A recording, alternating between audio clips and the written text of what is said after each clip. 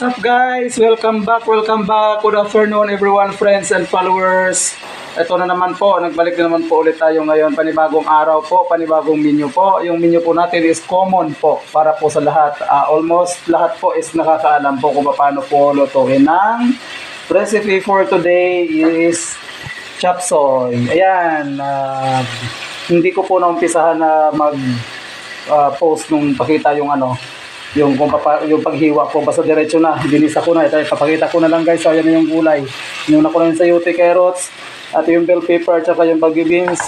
Ito yung cabbage mamaya. And of course, yung pagpapalinamnam natin na gagamitin dito mamaya para po sa sabaw at malapot-lapot, gumagamit po tayo ng cream of mushroom. Ito po ang sekreto natin guys, para po sa masarap na sabaw ng chop suey. Ayun, maraming salamat po and enjoy po. Sana po support nyo lang po lagi Erwin Mix Vlog 07, my YouTube channel and Facebook page. God bless you.